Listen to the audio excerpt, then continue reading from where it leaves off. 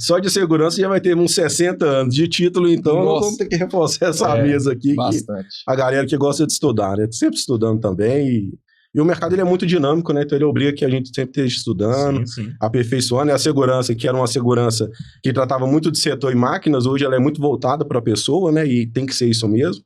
Então a gente vai saindo muito daquela segurança mecânica e agora para uma segurança mais humana, né? As normas vêm trabalhando dessa maneira aí e nós também estamos vindo nesse caminho aí.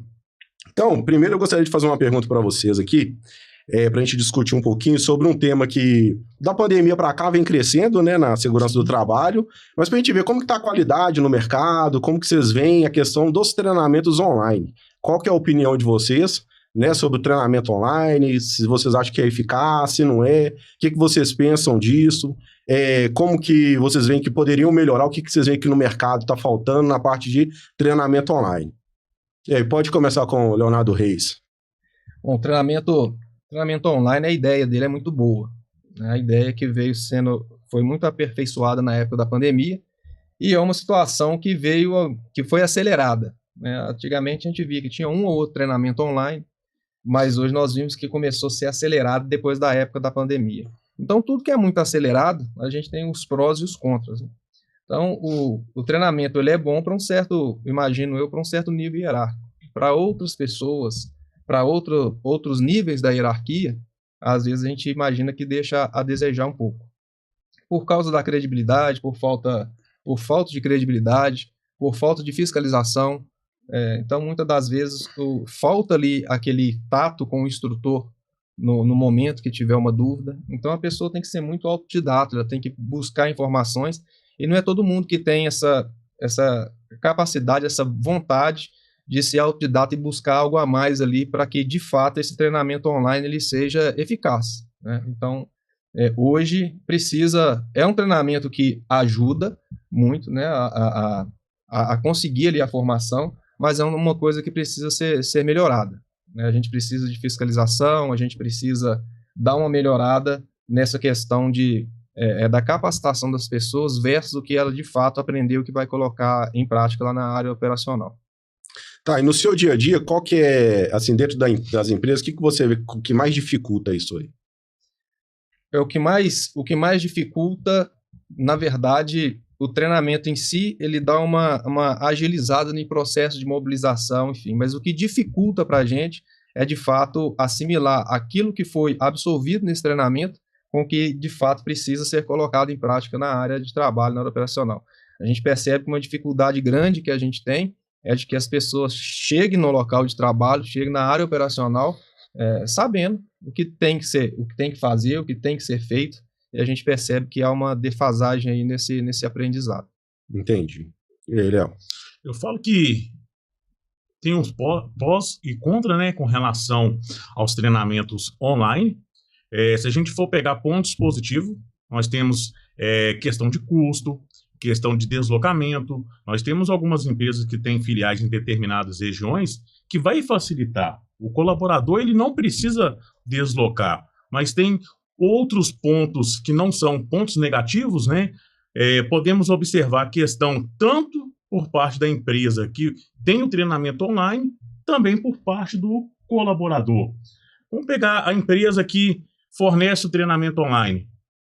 Algumas não seguem a metodologia, né? O que está sendo estabelecido na NR1. Você tem um anexo específico que trata como que tem que ser esse treinamento online, quais são as diretrizes que tem que ter nesse treinamento online.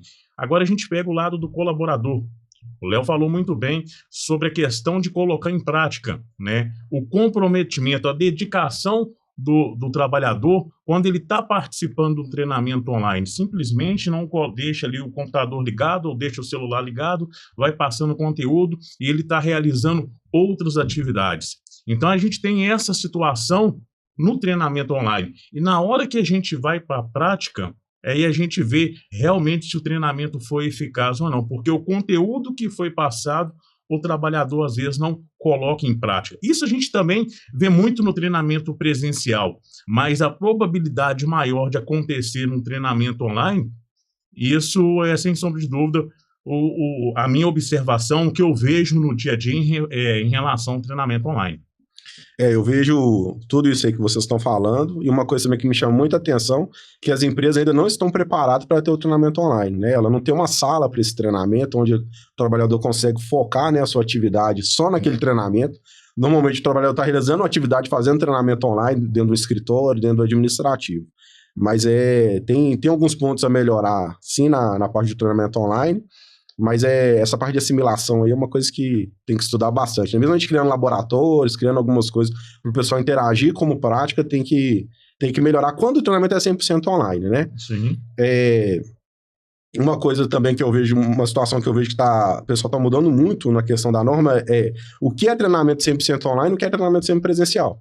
Porque quando eles vão na NR1, eles citam lá, treinamento, a NR1 me deixa dar online, e fala assim, olha, e tem que se adaptar, e tem que se adequar às outras normas. Então acontece muito o pessoal procurar a gente lá na Excelência e falar assim, mas seu treinamento em altura ele não é 100% online, não? Não. Tem que vir um trabalhador e fazer a prática. Sim. Né? O problema é que ele é sempre presencial, porque a NR35 ela não exige que tenha prática.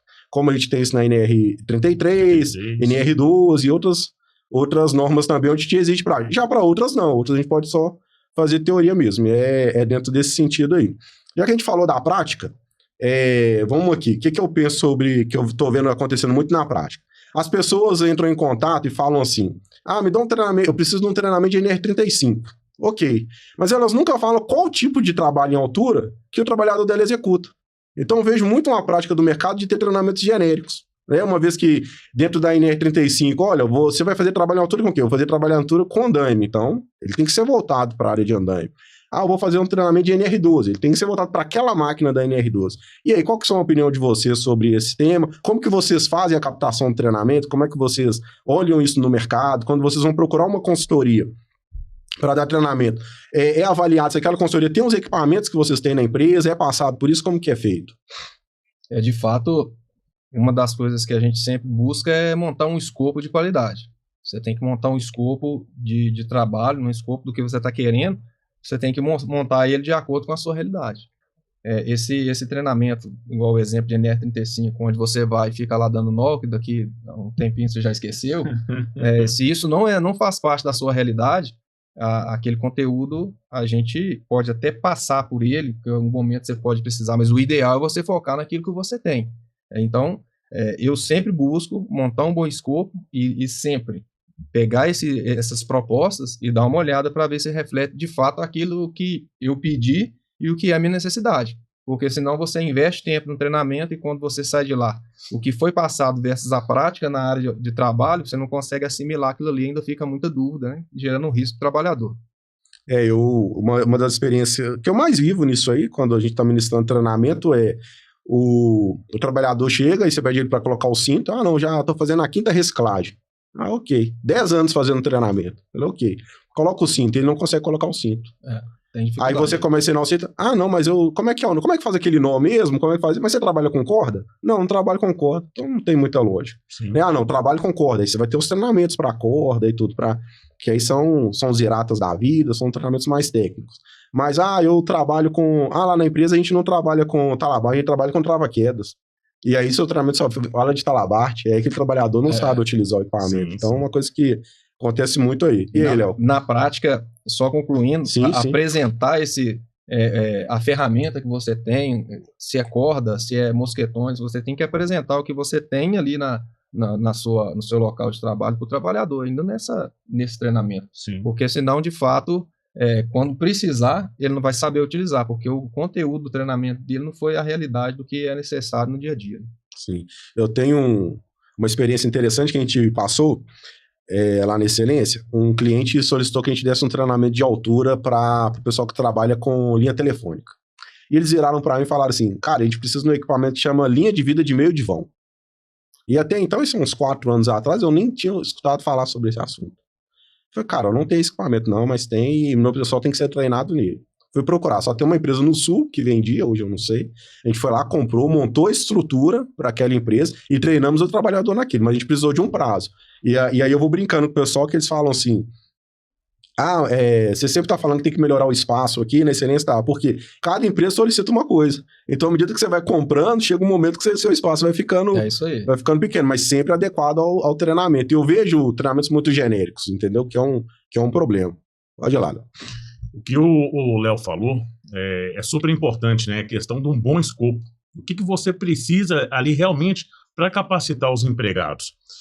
O que a gente vê, o RH faz a solicitação, a segurança do trabalho simplesmente passa para o RH, precisa de treinamento de NR35, ou NR12, ou NR33. O RH vai lá e faz a cotação, busca o orçamento, mas a segurança do trabalho muitas vezes não informa para o RH que além desse treinamento de NR35, tem um escopo ali sobre qual atividade que precisa ser realizado nesse treinamento de trabalho em altura. Eu tenho treinamento de trabalho em altura, eu trabalho em telhado. Eu tenho trabalho em altura em fachada. Eu tenho trabalho em altura com utilização de escada marinheiro, escada extensiva. Mas isso daí foi contemplado lá no meu escopo. É importante para quem está comprando, né? Quem está fazendo ali a aquisição, a compra. Importante também para quem está vendendo. Porque quem está vendendo, algumas empresas, quer vender o treinamento, seja de qualquer NR.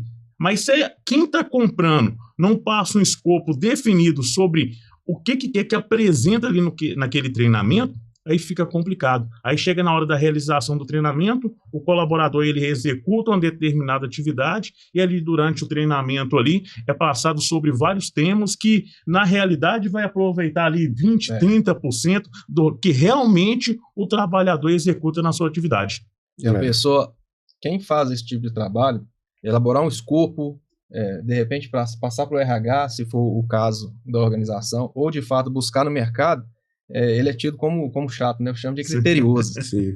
Porque quando você recebe a proposta da empresa e você cobra aquilo que tá no escopo, muitas das vezes está um embate ali, que é o que o Thiago falou. A excelência foi no mercado e buscou o recurso para atender aí especificamente a empresa, o seu cliente, né?